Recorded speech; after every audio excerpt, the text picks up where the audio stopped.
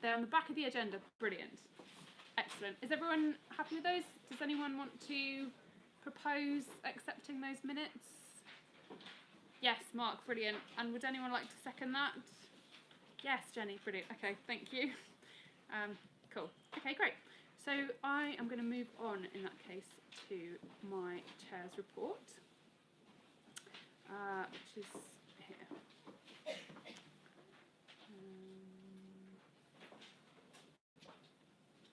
Cool. So, as I said, yeah, so this report applies to April 2017 to March 2018, which is our financial year. So 2017 to 18 has been another busy year for Co Cars and Co Bikes. Our turnover has grown from £154,000 to £263,000, including over £160,000 of hard-won tenders and funding. Our Co Cars fleet has increased from 23 cars to a total of 32 cars. The quality of the fleet has also improved as we have sold off our older, less efficient vehicles and replaced them with new, low-emission models. We've also seen our monthly income from our cars improve steadily throughout the year. This is in part due to the increase in the size of our fleet and in part due to an increased focus by the team on ensuring that we operate profitably. Our average income per car well over doubled throughout the course of the year, which is great. We've continued to expand our Co Cars membership, welcoming 350 new members this year, our largest annual increase to date. We now have a total of 841 Co Cars members. We've expanded the geographical area of Co Cars, moving into Cornwall and Plymouth, which are key new areas for us. We have new low-emission cars in Truro, Penryn and Falmouth, and we're extremely proud to win the Best Contribution to Resource Efficiency Award at the Cornwall Sustainability Awards in 2017. This year we saw our first electric co-bikes, the first of our electric co-bikes network go live. Despite the relatively small size of our existing network, the bikes have proved extremely popular. At the end of the year we had a total of 717 co-bikes members. We've increased the number of docks in the city from 4 to 7, with significant further expansion to the network planned for the future. However, this pioneering scheme has not been without a number of operational and technical headaches. As the first electric bike fleet in the UK, we've had to do a certain amount of paving the way, which we've achieved entirely due to the hard work, perseverance and vision of the Co Bikes team. In line with the significant increase in the size and scale of our operations, we've been strengthening the team. Benji Joel, where's Benji? Benji took on the role of Operations Director and has done a huge amount to improve our internal processes, promoting efficiency, compliance and safety. We've also recruited 2 new board members, Des Hannon over here and Sam Peters over there, who bring new skills and experience to the board, helping to ensure that we are robust as we go forward. The board would like to take this opportunity to publicly thank every member of the team for their contribution this year. We're grateful to all our members and to the team for their support over the year, and we look forward to another busy and exciting year. Thank you very much. So, there we go. That was the year for us. Thanks guys, thanks. Cool. And I'm now just going to pass over to Benji actually. Look surprised. Just because we have an annual staff award that we would like to present, which I understand that Benji will be presenting. Yes. Surprise. Right. Didn't know it was my turn so soon. Oh, sorry. That's all right. You're on. Good. Yeah.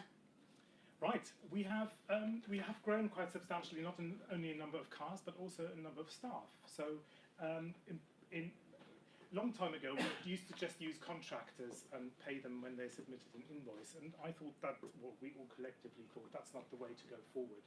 So I think I mentioned at the last AGM that we were starting to employ people. We now have 11 people on our payroll. We still continue to pay people ad hoc, and we also have a lot of volunteers. But of these 11 staff, some are full-time, some are only part-time, and we're very happy with that arrangement. We'd like to thank 2 people who have really made an outstanding contribution over the last year. And the first person I want to thank is sadly not here, can't make it, I think has childcare duties, and that is Mark Sanders. So Mark Sanders has been looking after our co-bike fleet, which has been increasingly challenging over the last months, because we are getting a new generation of bikes in April, but because everything is new, the current operators or people who we rely on to supply the bikes and also spare parts have said you can't have any more spare parts. So Mark has been trying to keep all the existing bikes on the road so that we can maintain an appearance of being fully functional, which we are. We have 8 fully operating bikes. I think it's 8. And they have all their little... Up and go. It goes up and down. Yeah, exactly. And he single-handedly pretty much has managed to achieve that. So we owe him a great lot of gratitude for doing that. And he's not here, but if he was here, this is what I'd be handing him. Lovely.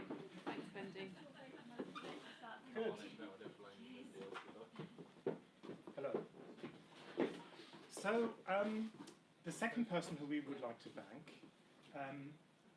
has done an enormous amount of work in the last 1 year and 1 month that she's been with us. So as you well know, we have a huge amount of members. I can't remember what the figure was, but in the last year, she has been involved in all the license checking that we perform annually. So that's 850 licenses checked to make sure all the paperwork is up to date. Also in the last year, we've had 380 new members joining, and that member of staff processes all these applications. So what she's done is implemented a lot of new systems to be able to streamline this whole process, because it's a lot of work. And moving forward, we will be growing in numbers tremendously. So not only is this a lot of volume, it also has to be done in a very secure manner, because you know that GDPR legislation has come in, so we've had to make some changes in order to maintain data security for all our members. So it is Kay, who I'm talking about, who's been putting up with us over the last 1 year and 1 month, and it's a hot office, it's a cramped space, you know, we're a growing business. We can't afford the luxuries of a massive desk and fully functioning IT, so hence the hiccups today. I would like to present you with this small appreciation. And you don't have to stand up.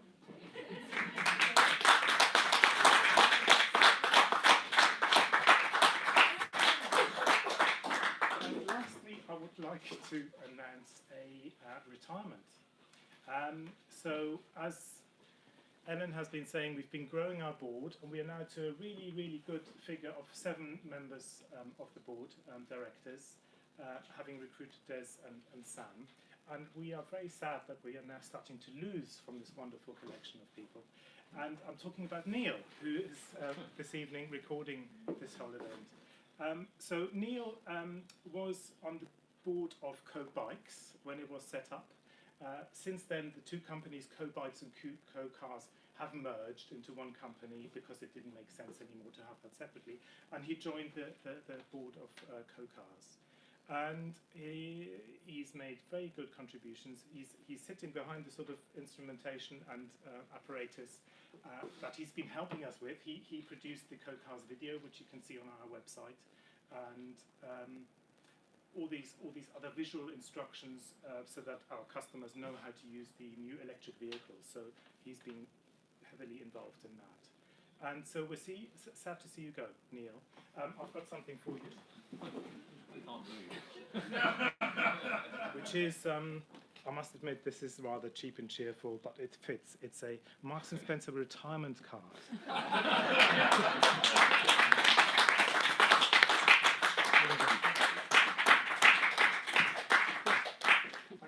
Thanks, Bendy. Cool. Right, Mark, we're going to have the Treasurer's Report next, please.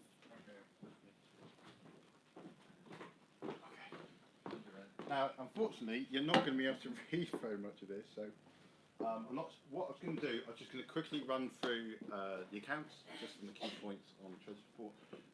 Best me standing here, or maybe I'll just stand out here where Ben is. I'm just going to turn out some key points, really. There's a copy of the accounts in printed form, so if you want a full copy of the accounts, please do, and we can give you some copies. But just to keep things reasonably simple.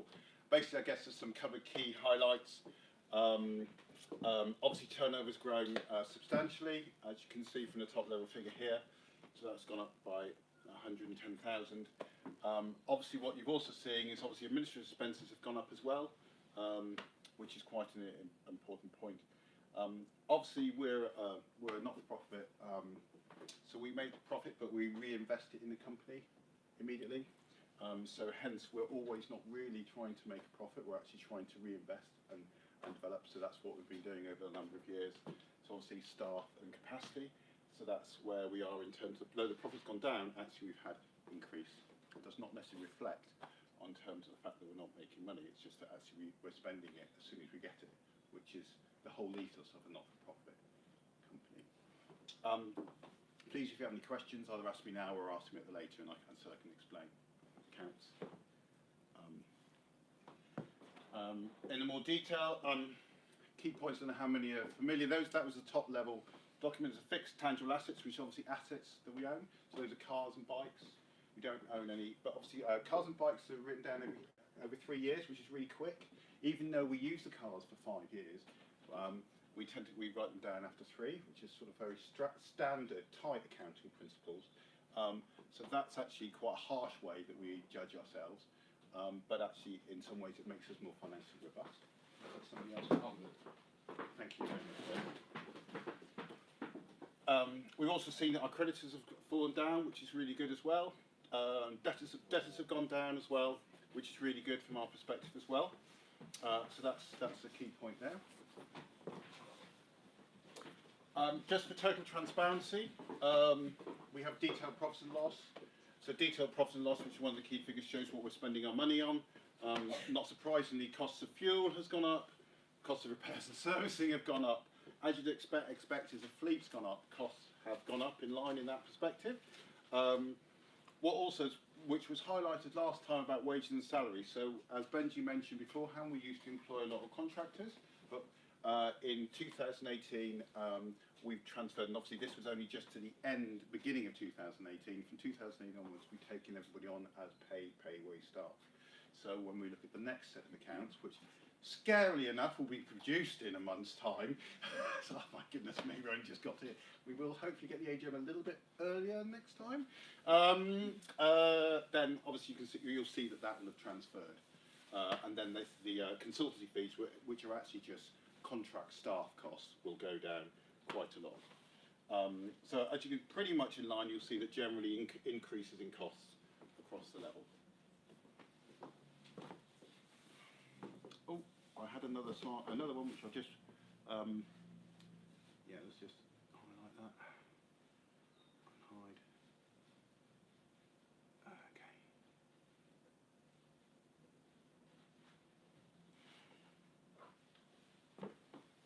Yeah, and I guess really just to be absolutely clear, this then also highlights some other costs in terms of depreciation costs of plant and machinery, which we're talking about as well, and other operating income.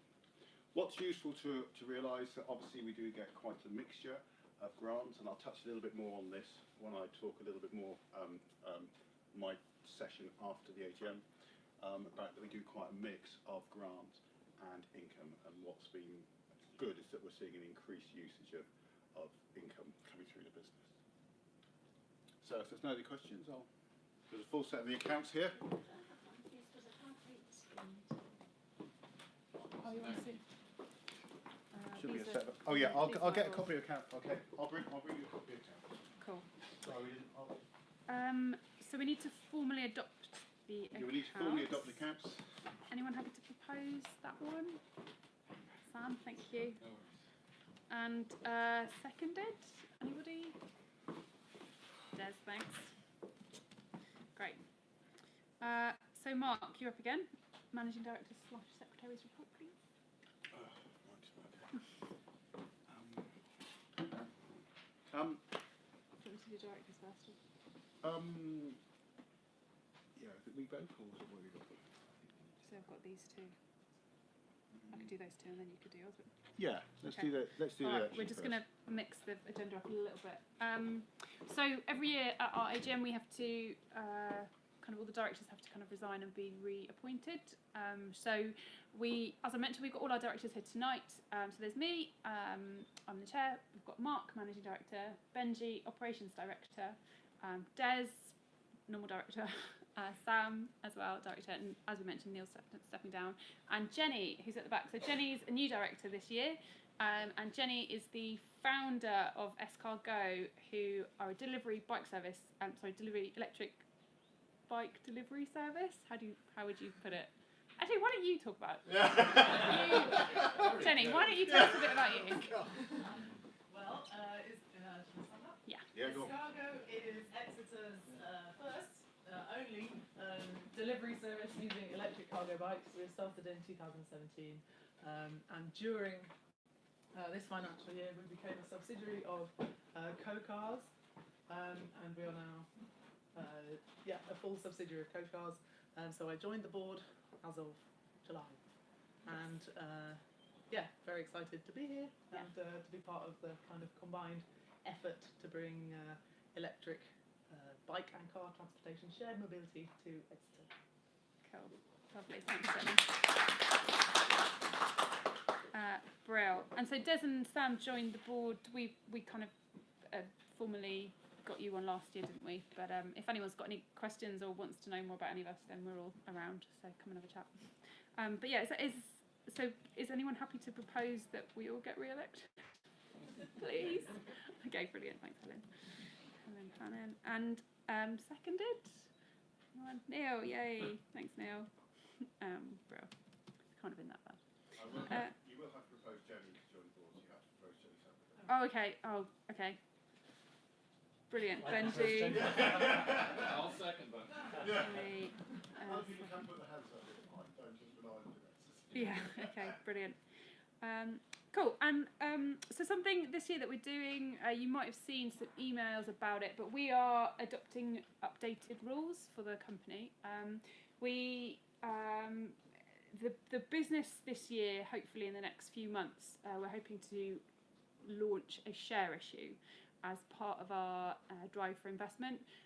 We're looking. Mark will talk a bit later on about our plans for growth. We've got some really ambitious plans to try and grow the business and take advantage of the absolutely massive opportunity that we've got in this part of the world, which is really, really exciting. So the reason that we're updating our rules is just to prepare for that and make sure that we are in line with where we should be really. So I've got a few copies here if anyone wants to read them. Hopefully you've had a chance to have a look at them, but if you've got any questions, do shout now or afterwards. We have to, in order to approve these rules, we have to have 75% of the members here tonight approve them. So if are there any questions? Yes. Yeah, of course. Yeah, of course. Maybe also to mention about this is that we haven't dreamt up these rules. This is a consultancy that has helped us develop these, and this is a consultancy that is used to working for social enterprises like ourselves and help them to prepare share offers. You've heard of community energy cooperatives. They would be helping those sort of outfits as well. And also these rules have to be lodged with the financial Conduct Authority, who have to actually sign it off. And there's not a huge variation of the rules you can submit, so they're actually quite strict guidelines. We're not veering outside of these guidelines. Thanks, Benji. I think it might be worth mentioning that we already have rules at the moment which are obviously shareholder compliant. There are a couple of key changes that we've adopted in these rules. One of the key changes was previously we had a statement that said that there are various different levels of shareholder.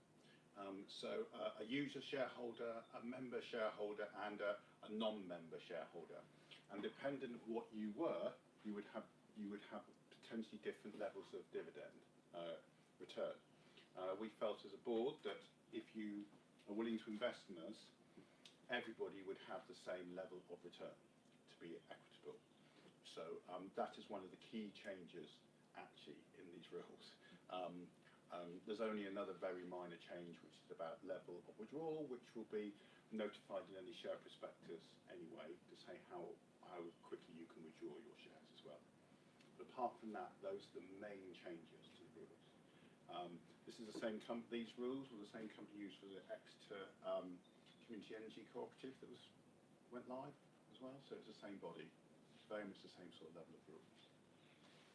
And I suppose for reassurance that the core principle still applies, that regardless of how much investment you have, you only have one vote.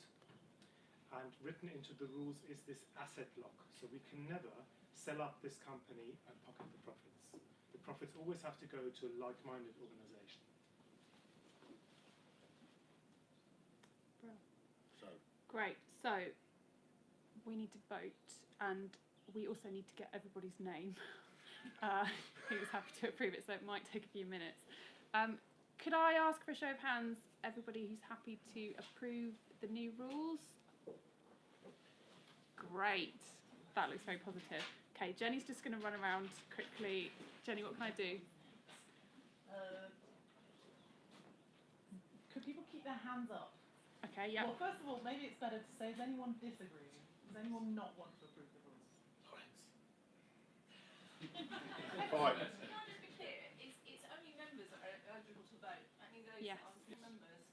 However, given everybody's turned up here today, I still think it's fair to just say that everybody who here is. So everybody approves it. Yeah, we'd approves the like new to list everybody here. So if we just said everybody here, so I guess there's only. Have we got? Then we have. We have that list. Great. Great. Fine. Great. Thank you very much. Fantastic. Thank you. So proposed by everyone. Seconded by everyone. Can I do that? Right, it's not being recorded. Okay. Yeah. We can Thanks, delete Neil. that list. Yeah. Brilliant. Okay, so Mark, MD report, please. Okay, so I'm actually going to keep it really brief because I'm going to hear about me once we finish the formal bit of the AGM, and then I can be a bit more free-form, which is a bit more useful. I think Alan's already talked a lot about what we did, because you've got to remember this is 17, 18. I guess the key things, really, from our perspective is, one is obviously we've become electric, so electric cars and electric bikes, and that's and though this is a picture of me, there will hopefully soon be more pictures of cars and bikes together without a picture of me, but this was just something that was done by Exeter, which is very nice of them to put a nice picture, which is great, so we'll hopefully have more of those. But I think one of the key things is we're turning electric, and I guess what we're trying to do is a huge opportunity from the zero emission perspective. There's a huge opportunity from an air quality perspective as well, and that's something obviously that adopts with Escargo as well about on-demand electric mobility. One of the other things that's really meant is that has brought in a lot more people and members into us who, because obviously with the profile having electric cars. Hybrid cars are fantastic as well, but that has made the change, and I think that you've seen that.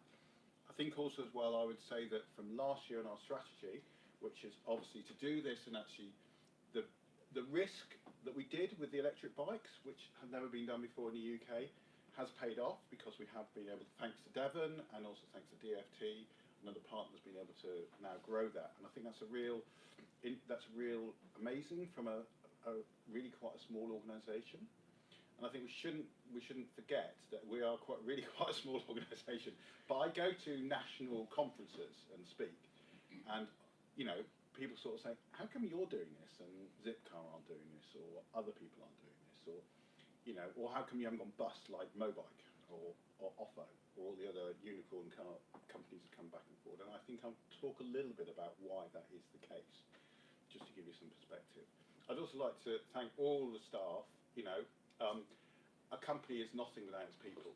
You can have the best product you like, you can have the best electric bike, the best thing, but if you have the wrong people, then you may as well just throw it all in the bin.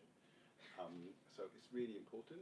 And obviously I'd like to thank you as members, whether cooperative members or cooperative users, for trusting us to help you move. Because we mustn't forget that, a lot of people own things and own their own cars, or own their own bikes, etc., so don't own electric cars or don't own bikes at all.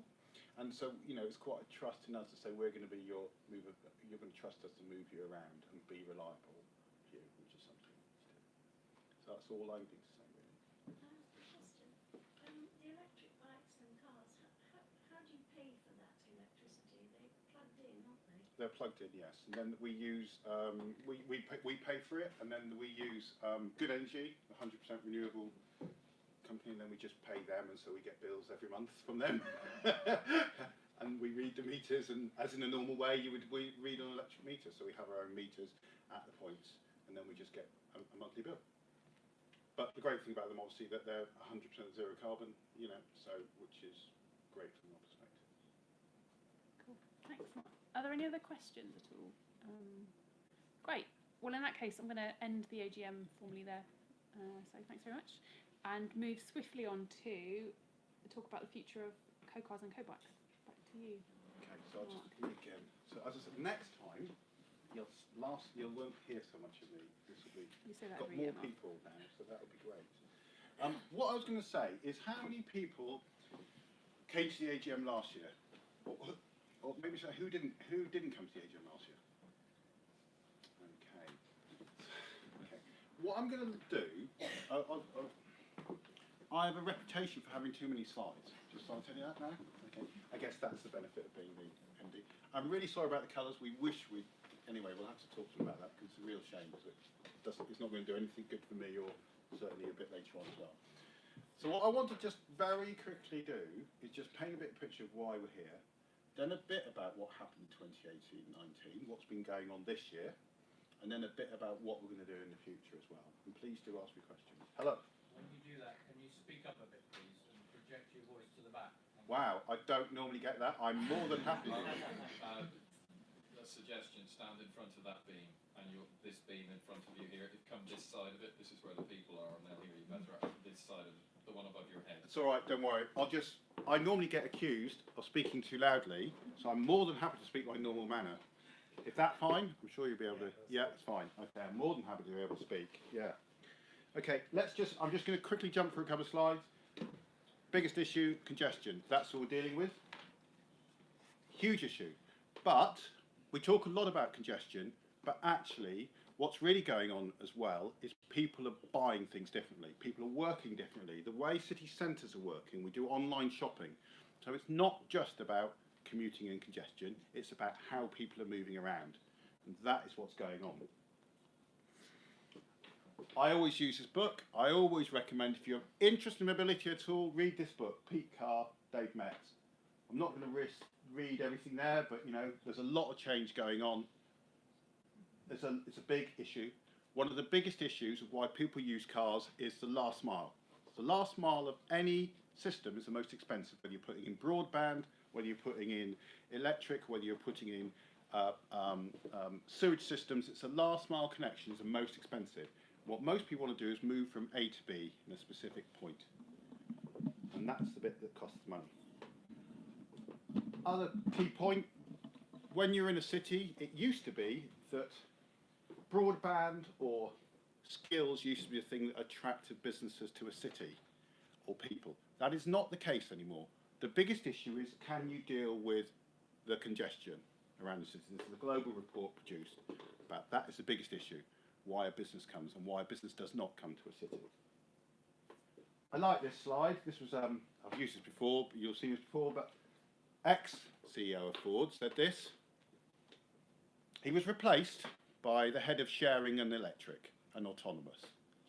So that says something about Ford. Ford does have a shared electric offer. And Uber, we've all heard of Uber, and then of Jump Bikes, they bought Jump Bikes. They bought Jump because they said, it's much quicker for someone to move 3 blocks in New York in a bike than it is in an Uber, or something like that.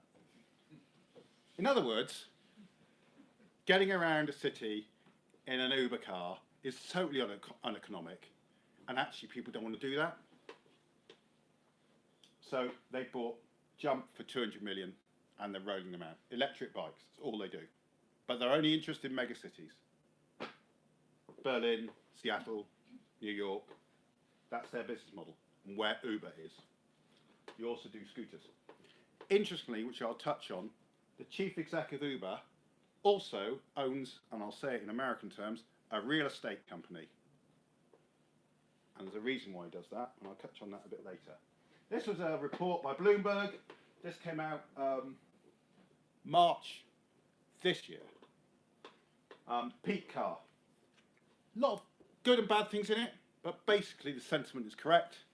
Now they're saying Pete Carr, the auto industry, and the Pete Carr poses a mortal threat to Germany's most important industry.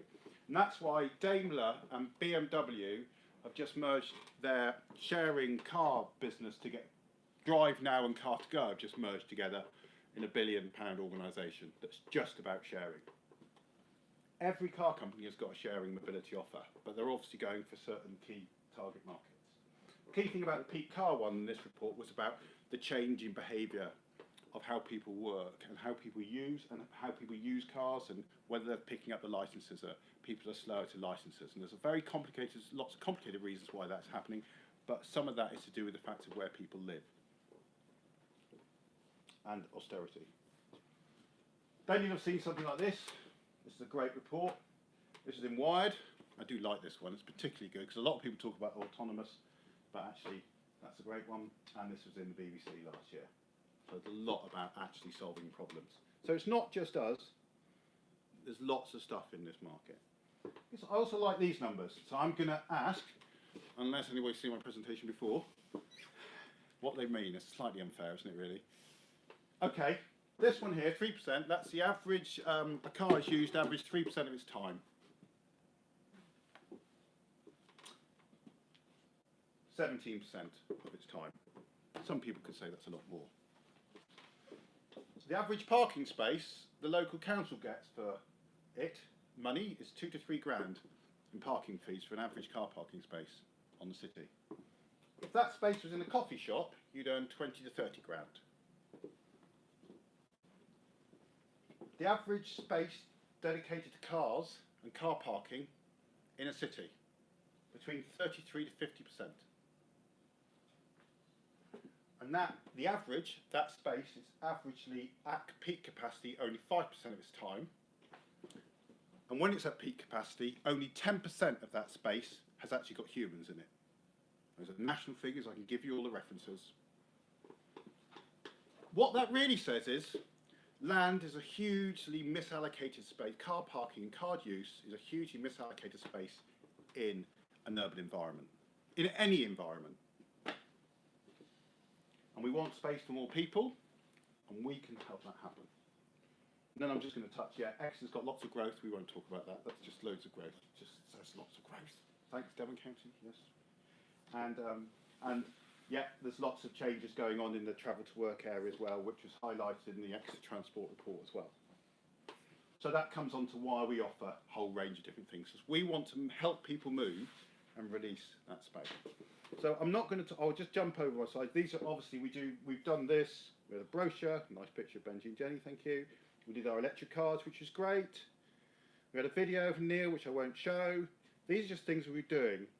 That will show, but we will rush this one. No, that's that one there. This is just interesting, just talking about the amount of customers. This is, we have in cars all over the place. And just what's interesting is showing the spread of customers. I'm sorry the colours are so strange, but it just shows that there's a big spread of customers. They're not all in Exeter. There are people in London who are used to car clubs, who then come on the train. And obviously we have, where we've got different customers along across the southwest, we're not just Exeter based, but it also shows, and it doesn't show the people from Germany and Australia and other places that come here. I said we launched the car, and this is really interesting. When we launched this is a really interesting story. Sometimes I think we don't always say some of the stories we're doing. So this is the scene director from Charles Church, the part of the posh bit of Persimmon.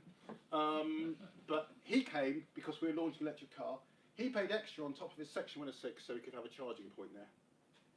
That was his Section 106, which is what we, when there's a new development, if they want to development, there are policies from the council to encourage people to create sustainable transport behaviours for people when they build new houses. They don't have to do everything within that. The car was going to get paid, but they were really keen to have an electric charging point because they thought it was cool. This might not seem a big thing to have a director from a housing development turn up at a launch. We did get great press. I ended up being on Spotlight a couple of times, all of that sort of stuff. And there's Victoria from Exeter Council. But it's a really interesting story of showing what's going on. A couple of years ago, you would not have got a director from a major house builder come along for a launch. They would have not have thought it's interesting. So, thanks to Devon and Exeter for that. Obviously did the bikes, which is great. Exeter's a dense city, and we do a lot of thinking about how the city works and its population and density and demographics. We work a lot with Devon County to try and think about how a city works and everything, and where should we put the bikes. It's a lot of work that goes on in the background that you don't always see. And Alex, who sits over there, we get involved talking to Alex about how things work, and some of this data has been helpful from him as well. That's really good. So yeah, now we've got 1,200 users, and you see where all these people are from to use our bikes, and we only have 20, and we're now down to around 10 to 12, about, goes up and down, because we're just waiting for the new ones to arrive. So that's a really important thing about what's going on, and then of course we know where people are, and then we can know how many trips and rentals and demographics. It's a really good MSC report, which is great. Would you be happy to share it? Absolutely, yeah. So Alex did an MSC report on his MSC dissertation report was on Co Bikes, which is really interesting, and just the whole nature of that sort of mobility as well. So if you're interested, and so we use some of this data, which is really helpful, talking about what's going on, how we're using it. There's quite a lot of stuff. I won't go through it, but there's some really good things about promotion and why people joined, how they used it. This is an event that IKEA sponsored our bikes for, which again, the large company had never done that thing before. And there were some really interesting stats about interest and reduction, and people, why they decide what they did when they joined. So we create a lot of data, which is all very good for decision making. And I guess the other things, these are sort of, this lists the sort of development. So I was talking about this section 106. I think sometimes we don't always say what we do, and we have thought about doing an annual report, and we probably should begin to get to that sort of stage. This sort of stage, what the developments are, who we work with, how we get them. We work with Devon, or we work with Exeter. Louder. I'll speak louder. Great. Okay. So that gives. So these are a lot of these different developers we work with, and that helps us get new cars and new locations. And then we're also, as you can see, we're beginning now to look at Persimmons in Plymouth, Zero C into Plymouth, and I'll talk a little about a new development. And that sort of says why are they doing it, which is great. So yeah, 18, 19, we've got over 2,000 members, which is really interesting, user members.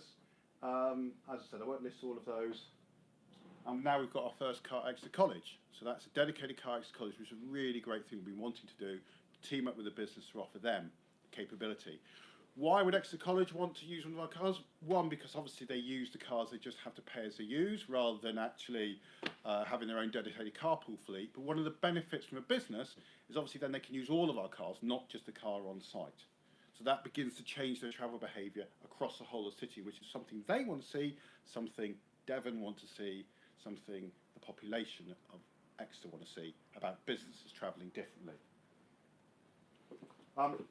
We're probably turning over a turnover this year of about £700,000, which is a big step from where we were beforehand. Why that is because we've got a lot of capital coming in to the business through cars and bikes. So that's quite a step going on. So it's not just all earned income, that's income from bids and capital that we've been able to put into the business. One thing that I do get asked, that's why I won't be talking next year, because you'll have heard it all, is why us? We call ourselves a platform cooperative. So we're a cooperative. We're not like Uber. We're not venture capital funded. Uber have never made a profit. They lose about 4 billion a year, but they've got VC funding, venture capital funding. They have gig economy issues where you pay a proper living wage. We employ people. We employ local people. We try and skill people up. And we're a cooperative-owned platform that we're trying to achieve. Our challenge is we get kit in CapEx, capital form, and then we try to turn that into revenue. And our main areas we get money from, which I think is really important for people to understand, as I said, is residential business, the contracted mobility provision, like I've talked about Exeter College, and then grants or bids that we win. One question I do ask, and I'll only touch on this very briefly, is why are we different to Zipcar? And I guess one of the key fundamental things is we're trying to trade on-demand shared mobility for all. We're trying to be inclusive. It's not just for the rich. It's for everybody, and it's not just cars. It's other mobility options as well. and we tend to be place-based. We try and make a place work rather than just think we're just going to get you into a car all the time.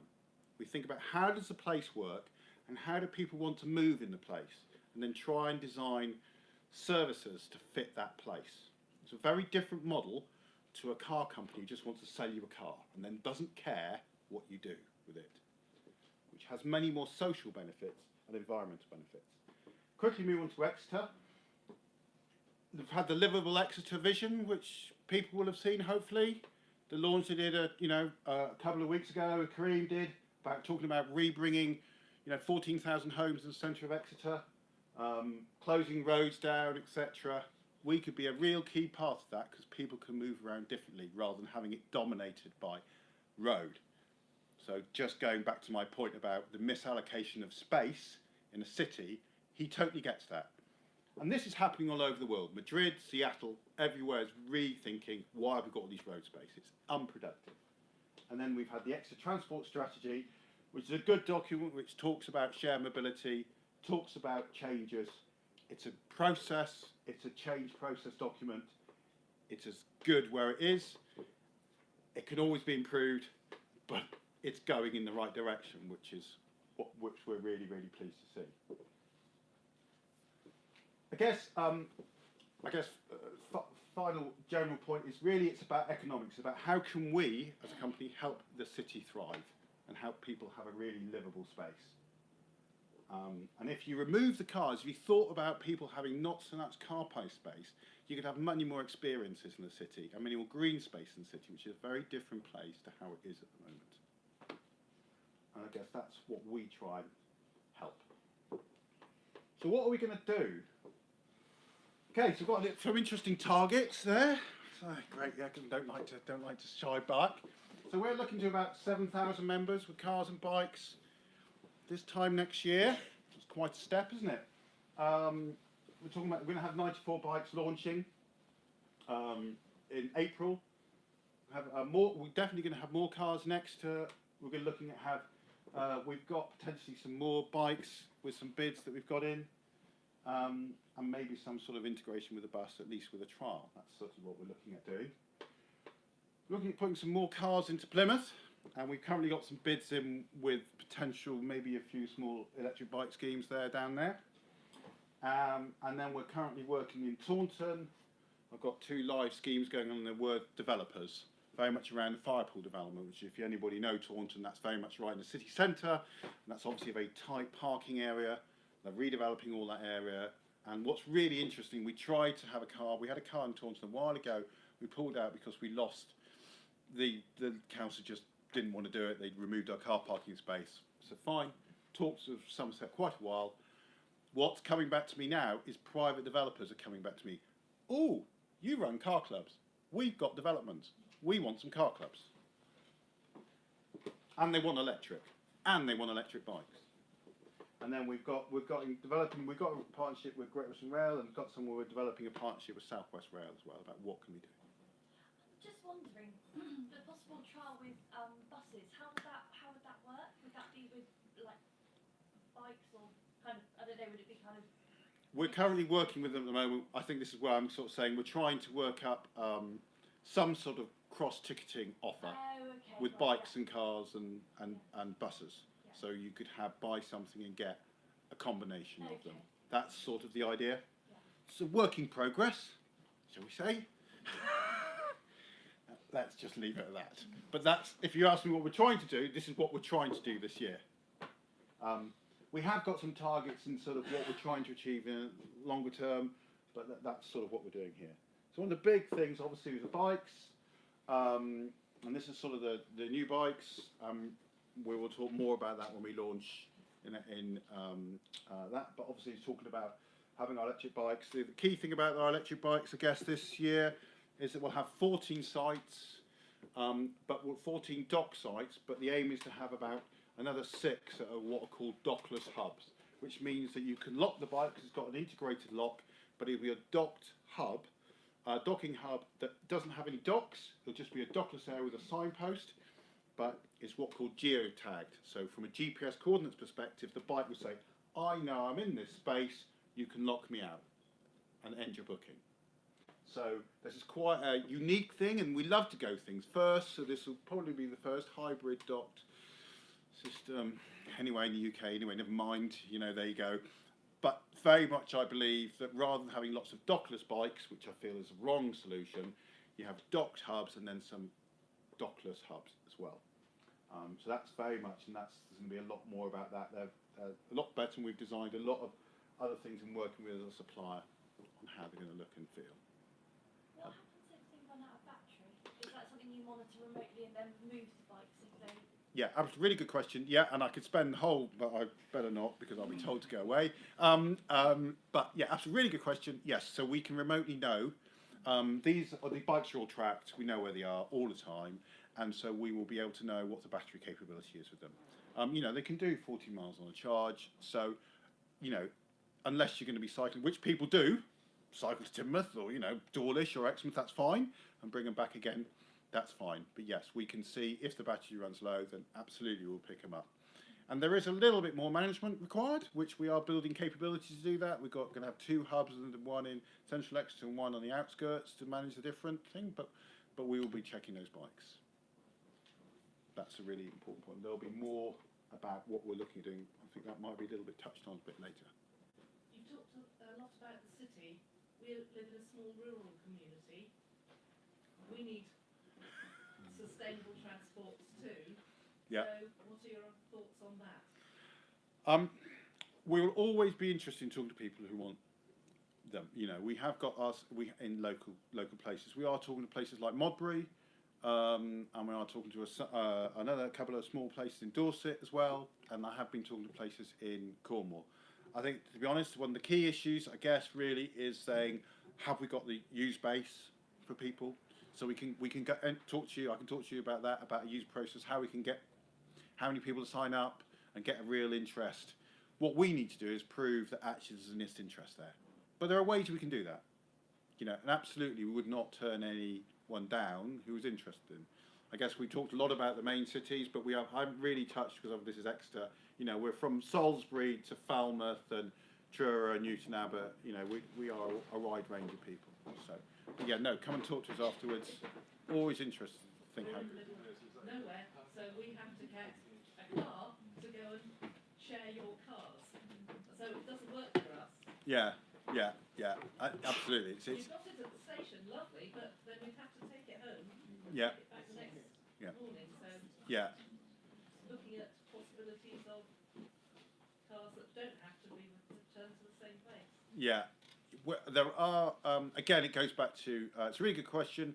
What we are looking at doing is some A to B for cars, but what we're mainly looking at that is for example, Science Park to a hospital where it's regular, or Science Park to university. So you can guarantee there's regular usage.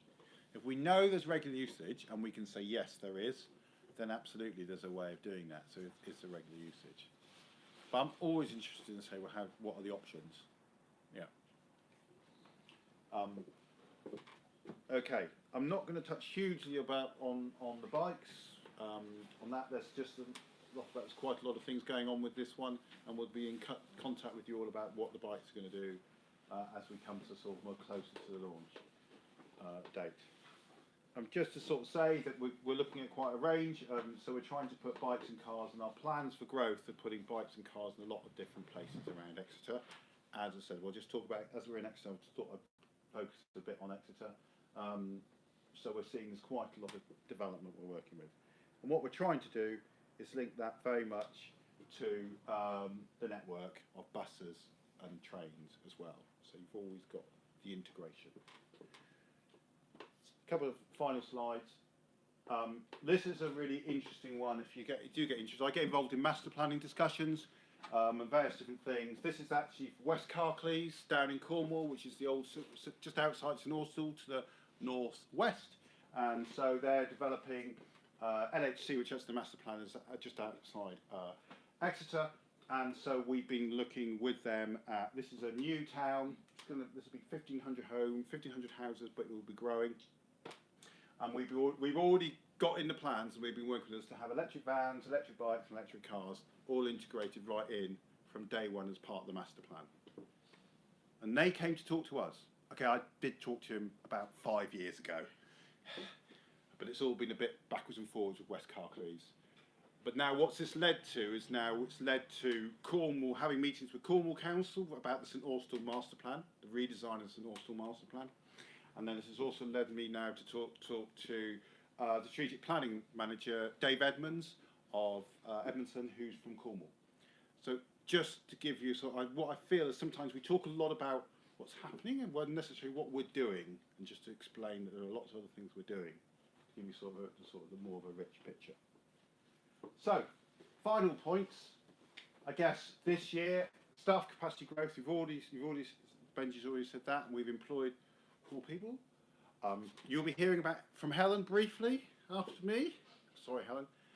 Which is great. Helen's marketing manager. We've got Stephen, who's been hanging around. He's a finance manager. Thank you very much indeed. We've had Kay.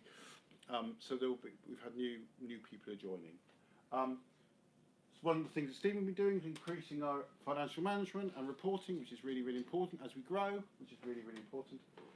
We've been re-looking at our brand, and Helen will talk about that. We're redoing our business plan as the market is changing.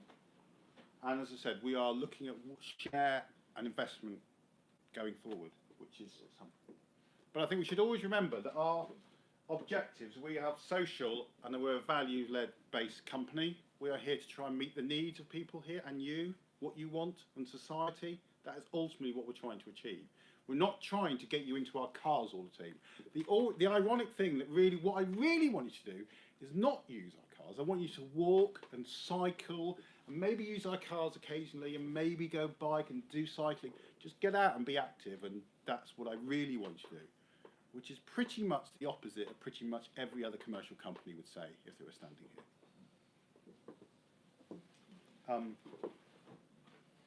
That's me. Thank you.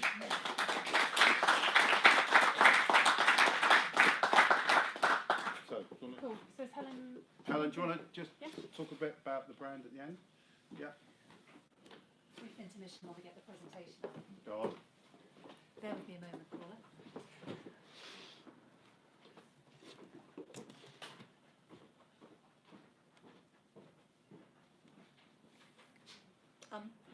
The impact is going to be lost slightly because of the interesting colour.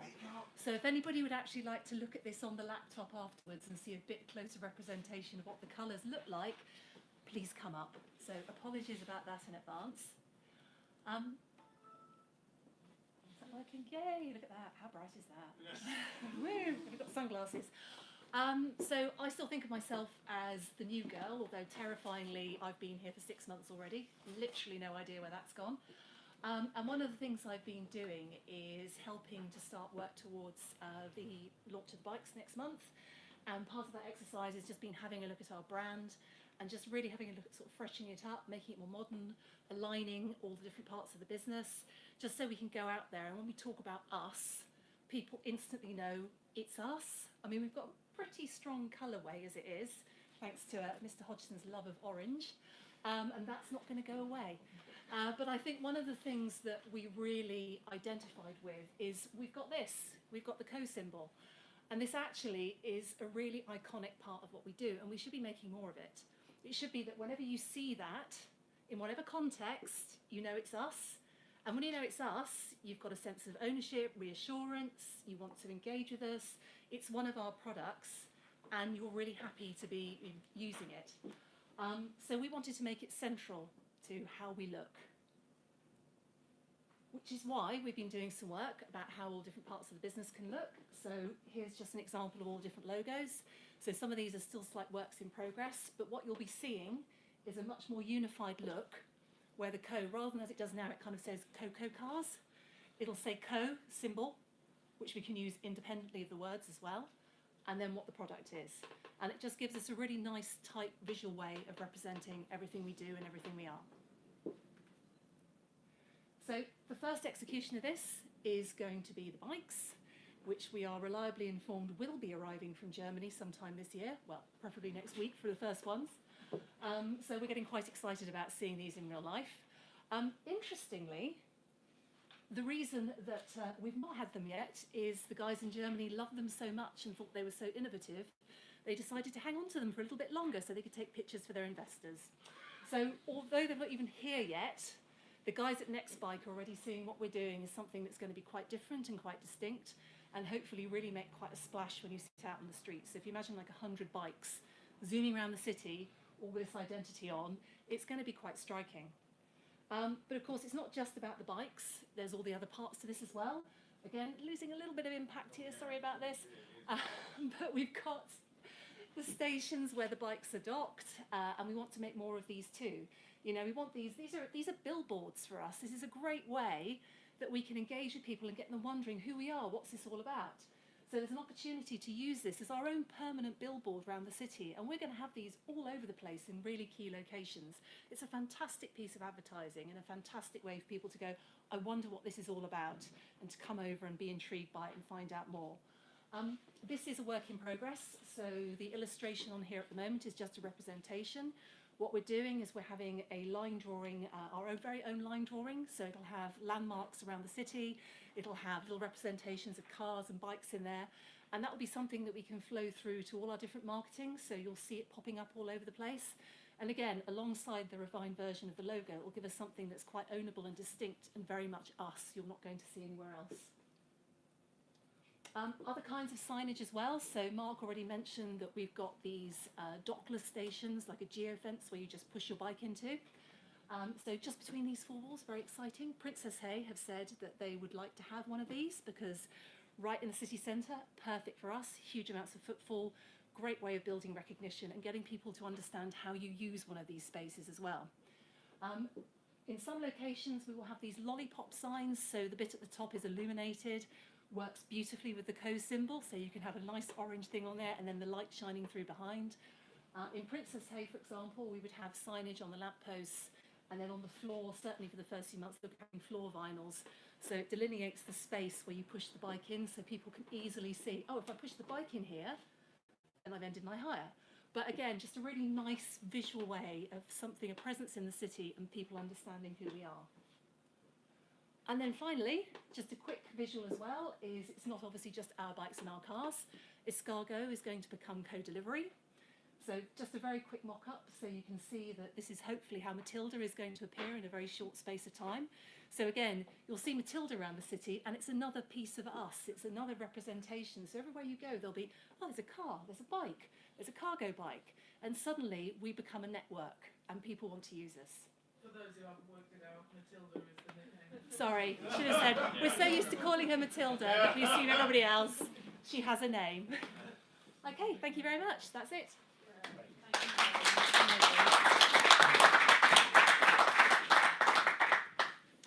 Well, thank you. So that's kind of everything really for tonight from us, but we're really interested, as always, to hear your feedback on everything really. So I don't know if there are any questions now, or if we're all hanging around for a bit, if you want to ask us questions afterwards. But yeah, is there anything anyone wants to, any pressing questions anyone has? Yes. So we love Co Cars. It's great. But we live about 2 miles away from our nearest car, which means we generally cycle to the car, leave our bike where the car's parked, and then take the car away again, which is fine. But quite often we find that there isn't really anywhere suitable to park our bike. So we wondered whether there's some sort of simple solution, not where there's kind of a lamppost near the bike, whether we could have like a loop added to it, so that then we could lock our bike to it when we take the car away. He's loving this question. Okay. Already on it. Absolutely. Totally agree with you. I took one of my slides out because I thought I've got too many already. So one of the things we've been working with Devon and is sort of creating these mobility hubs where we have bikes and cars together, and we actually have bike stations, bike racks. So it's not just about using our bikes or cars, it's creating other amenities. So that may well be bike racks, that may well be open spaces, part of the Active Exeter project. We'll be looking at trying to create some better spaces in street spaces, whether that be parcel pods, things like that, but actually creating a bit more of an amenity. So absolutely. Where do you live though? I live in Exminster. Okay, so if you would remember, right, we are going to put more cars. We're going to be putting more cars. We are working with Devon to put more cars into the city centre and in different places. Excellences, what we're working in is that infilling. What we try and do is design it so that we have a car between 5 to 10 minutes walk between each car. That's the idea. That's how the model works. Most people don't, unfortunately, want to walk more than 5 minutes to a car. Great, you're cycling. Yeah, absolutely, I do that as well. So what we're trying to do is infill. Excellent, our areas we're trying to fill. So that every area we will gradually work out to fill. But obviously, what we're trying to do is manage the demand. But absolutely, we're working. So which car do you normally tend to use? We tend to go to the Rydens, so Kings Avenue. Kings Avenue. Yeah, so that's the closest one. So okay, so right, you've got the right man sitting behind you. That's fine. I'll talk to Do him. we still have? Is it still relevant? Would you say to people, if you're interested in having a car nearer you, to mention it to your local councillor? Yeah. Because in the past we've had issues where we've had resistance from local councillors who say, I don't want to give a car parking space because my residents don't want that. So if you if you can mention it to your local representatives, then that really helps us. It helps us because they realise that we are important and part of what people want. I think our parish council would be very open to hearing about it because transport's a really hot topic in our village because of the congestion and Bridge Road, Marsh Barton, it's a nightmare getting out in the mornings. I think they would be very interested to hear. I mean, if I could get a slot for someone to come and present to the parish council at one of their meetings, would that be something you consider? Absolutely. I'm really happy to do that. And we'd actually, so one of the things we need is what are called on-street parking bays, which you need a traffic regulation order to do that. And to do that, we have to work with Devon to do that. But also, one of the things we need is local support to do that, because obviously you are taking out space. So people need to understand the benefits of that. And also, obviously, then we need to work looking at how do we support that car, how do we fund it, is there going to be enough demand, etc. things for that.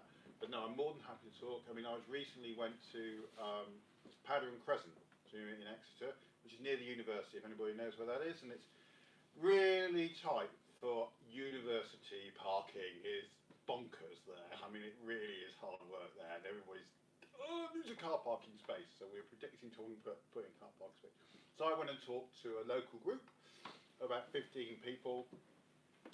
What was really good was actually we sort of done a little bit of homework, and we realised that 2 members there already were members of Co Cars, which meant they'd already taken 2 cars, and one of those members had got rid of their car totally. The other one had got rid of the second car. So actually what became obvious in the discussion is actually Co Cars have already helped take a space out. So actually we owe them a space. So it was a really good discussion, and actually they all said, yes, that's great, and so that has been supported, that TRO, which is really good news. And that's probably one of the places in the city that really suffers from a lot of parking challenges, yet people understood. The parking challenges have gone so far that people have gone, it's just, we can't solve this. We've got to do something different. So yeah, more than happy to talk, bring a car along, get people to see what it is, how it works. Probably maybe ask you at the end to just say, hi, why I use it. Always helpful from a member of the community to understand that. Yeah, really good. Excellent. Was there another question? Yes. So has there been any demand for having a van, electric van or something? Okay. Yes. Yes, Okay. they have. Yeah. Okay, we have got some demand for electric van. Tell me where the electric vans are. There's some new electric vans coming on later this year. So the Nissan has got their van at the moment, the NV220. Which is fine, but not particularly large, and it's electric, and therefore it needs an electric charging point. So it's one of those things that we need to really know the demands there. So what we've been trying to work with is what I call a signature client, who I know would use the vans for a certain amount of time, which would then mean that it will be open to residential to use it for a certain part of time as well. So it's just finding the right combination of the location and the right people, and then that. But yes, we do get interest in it, but electric vans, of course, like electric cars, are not cheap as well. So it's just working out the economics of that as well. Maybe what we should do, I'll just look at Helen for this, which is fine. We should do a quick little survey out to all our members, find out who would be interested in using a van. So I know it gets brought up, and I would love to have a van. Get it to members and then say who would be interested in a van, where do you live, and also say would you travel, how far would you travel to get to it? You know, if I knew there was a van here that I could use, that's something that we could maybe look at finding out. But it does need charging points, so therefore we do need to think who's going to put that in, and that costs money, or can we use one of our other charging points, the other side of another charging point, so there's a little bit of thought. Or do we go with a non-electric van? Or we do go in an electric van. No, we don't. No, we don't. You see, that's really that's part of the reason why people may want you to lose electric van. But as I said, later in the year, Renault will bring out a new electric van. So I have been looking. Renault will bring out a much larger van because they currently do Kangoo. I can go nuts on types of electric cars and things if you want, but Kangoo is quite small. But there's another large transit van they're coming out with. So I think maybe later in the year, when you get to sort of that sort of size, that would then begin to make a little bit more sense because that's it. So that'd be good. I think it would be a useful question to ask whether people did want electric or non-electric, because obviously the electric is a clear benefit, but think about the use case. Yeah. You're more likely to be wanting a van once or twice a year to move a longer distance rather than every day to move a short distance. Or rather, I mean, I don't know. I think the question is, do you have any vehicle of your own at all? If you don't, then the van is going to get used for short distances to pick big things up from IKEA or to do those sorts of things sometimes. The long distance, you can use Avis or you can use Hertz or whoever. That is a one-off is worth travelling out of town to get, you know. That's how I would see it. But you know, I think there are lots of opinions here. Questions to be had. Really. Yeah, that's really good. I mean, that's absolutely. This is why we'd like to have this forum to bring these points up. That's really good. I mean, IKEA already do short-term hires, don't they? Yeah, exactly. Yeah, so anyway. Yeah. So, and that's the point. We're not just trying to make services. We're trying to fill gaps and encourage people to do the right things. So we have to do this carefully, as Mark's been saying. Is there a question at the back? We'd be very interested in a car, and it would need to be a hybrid with a tow bar, because we are now buying an electric car, but that leaves us not being able to tow, and we need to be able to tow on occasion. So unfortunately, you can't put tow bars. You can on the Outlander fare. No, you can't put them on under our insurance requirements. So a lot of you will find that most hire cars you ever use will not have tow bars. You cannot hire for love nor money a car with a tow bar apart from a Land Rover.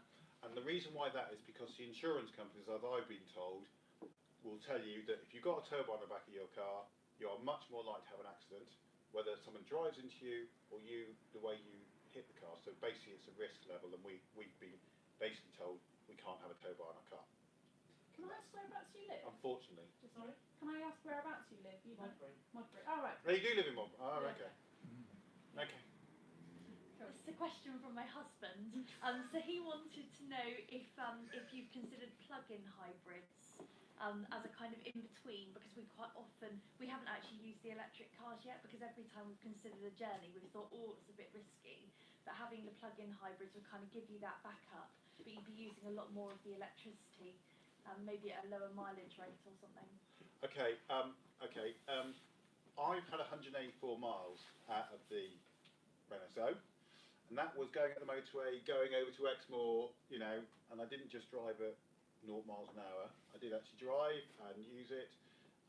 You can easily get about 150, 160 out of the Zoe we've got at the moment. So a lot of trips, vast majority. I guess we've made the decision that plug-in hybrids seem to be a bit of a compromise for us, because you've got a hybrid that gives you the distance and uses very low emissions around town, because obviously it's on battery. So I think really what we said is the plug-in, then you've sort of got a plug-in, but it only gives you 30 miles. So is it really worth the extra cost of a plug-in? Because actually you plug in, but you only need to plug it in for a little bit. So actually, when I've looked at the economics, it's actually, and the electric cars are getting better and better and better in their range. You know, this time next year, the Zoe will probably be doing 220 in the range. You know, and probably in 2 years' time, 2 or 3 years' time, the Zoe will be at 350, and then it's a different game. At that point, it wouldn't be risky at all. And to be honest, I've on several occasions said, "Oh no, let's just do it. It'll be fine," because we only normally go to Plymouth and back. But yeah, my husband's like, "No. What if it runs out?"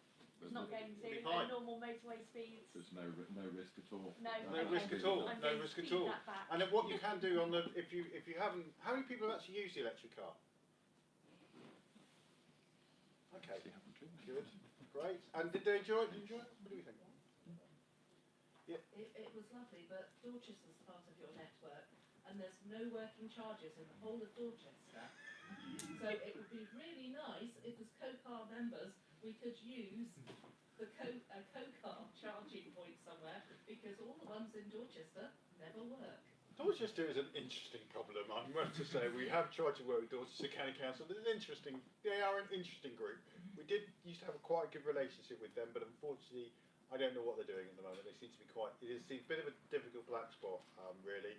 I'll take that on board. I think we have to pick our battles. I feel certainly from go on, Neil. I was just going to say, if it helps, I've taken an electric car as far as Wool, which is beyond Dorchester and back. Well, we're taking In winter. we're taking it to Portsmouth in 2 weeks' Okay. time, Right. and Kent in Yeah.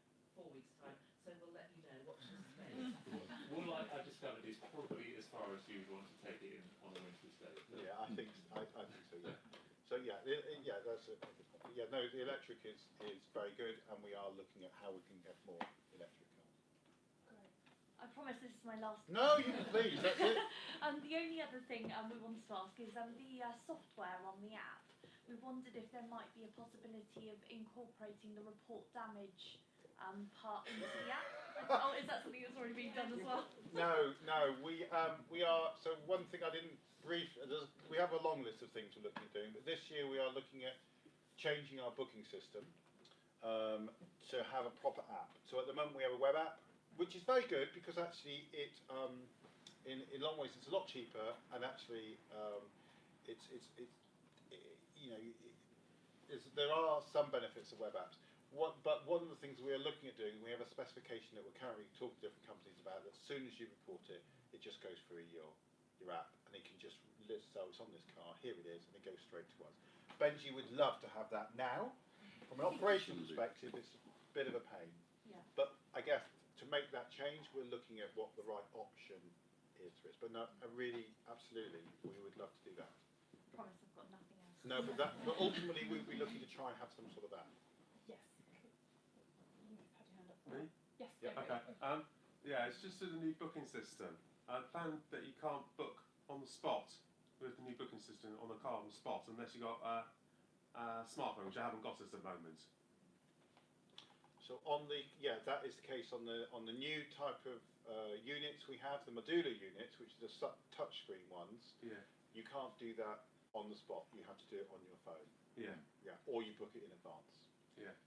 What we think about a new system, when the new system come in, and we're currently doing specification on that at the moment, and it will be probably something that we'll try and achieve as part of our investment as well. That would then all be able to be done on the spot.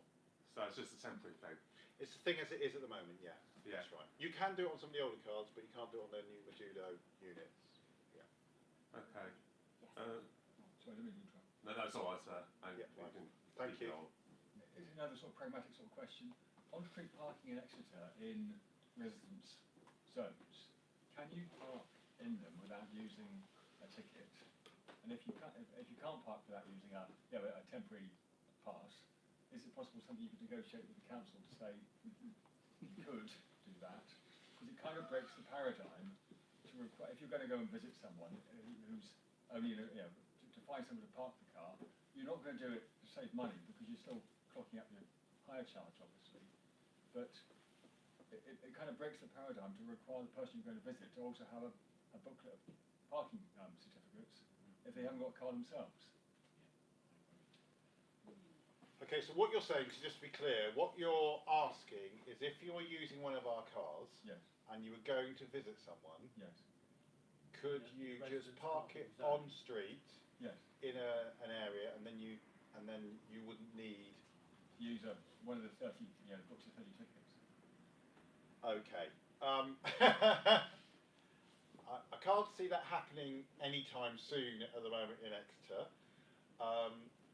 If it would happen, in London, there's a car club called Drive Now, where you can pick up a car, park it anywhere within a certain area.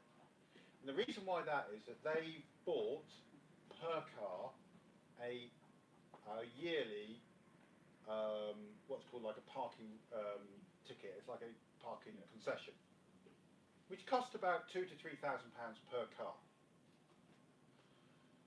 And that's what London have done. So therefore you can park in any parking bay you like. We don't have that opportunity in Exeter at this moment in time, and I think given where we are with Exeter, what they're trying to do is remove it. We'll take it away, we can discuss it with the council. It's a complicated one because you've got Devon who are in charge of the highways and then Exeter are looking at the self itself. We would need to think about the implications of that and the cost implications, but certainly that option isn't available to us. It tends to be available for really large metropolitan cities, and one of the benefits of London is they have a Transport for London authority who can have their own powers and set their own guidelines. I mean, in its simplest sense, it would just be a case of Devon telling the traffic enforcement officers not to put tickets on Co Cars. Unfortunately, that's not the case because there's a ridiculous amount of legislation around the parking things. Once you've set the parking, it has to be applied equally to everyone, regardless of who they are. And that's where the issue is. It's about equity and it's about the rules that go on the Queen's Highway, which, if you look at it from the other perspective, you'd want those rules to be equitable. So what you actually then have to do is have some complete derogation of the rules in order to do this, which is why it's such a big thing. It sounds trivial, and you'd kind of hope it would be, but it really, really isn't. Yeah, right. So lobby our councillors too then. You could try it. Honestly, I think the question is, I think Mark said at one point we should be picking our battles. We're not just here for the absolute convenience of all of our members, including me, because I don't own a car, I'm just a member, and I became a member of the board because I was passionate about this. We do have a social obligation here, and we need to think about what is the most important thing to get next. And the most important thing to get next is to lobby our councillors to get places to put our cars. Because the reason we haven't got more cars in Exeter is we can't park them on the streets. So because of the short-sightedness, in my opinion, of some of our political representatives. I mean, can I just say, just to be clear, great, thank you, Des. I'd like to say also as well that we have a lot of support from quite a lot of councillors, so we have been getting more parking spaces on street, which is great. So test your councillor, find out if they're one of the supportive ones. And we have got one or two areas that we're trying to get cars into, but a lot of the cars have been very well supported, and a lot of the councillors are really, really good. We have a certain couple of places, but to be honest, I think it's mainly about just the council hearing it from the local community. Yeah. I think if they felt more supported by that and heard that, then I think that is changing. You don't happen to live in West Ex, do you? No. That's a shame. I'd like more people in West Ex to talk to their council. I do have family there, west of Ex, as in St Thomas. Yeah, absolutely. I do have family there, so I shall get them in case. Well, that's an area where you'll notice there are fewer on-street parking spaces for us than other places. Right. Any other questions? No. Brilliant. Cool. Thanks everyone. I'm going to wrap up there. And please, hang around, grab some drinks, noodles, have a chat. We would love to talk to you. Thank you very much.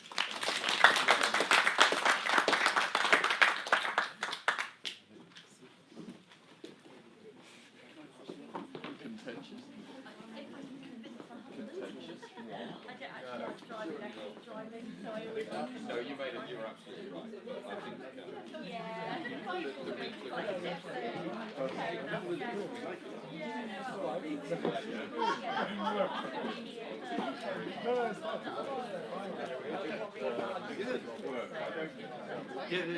No, don't worry. Not a bad thing.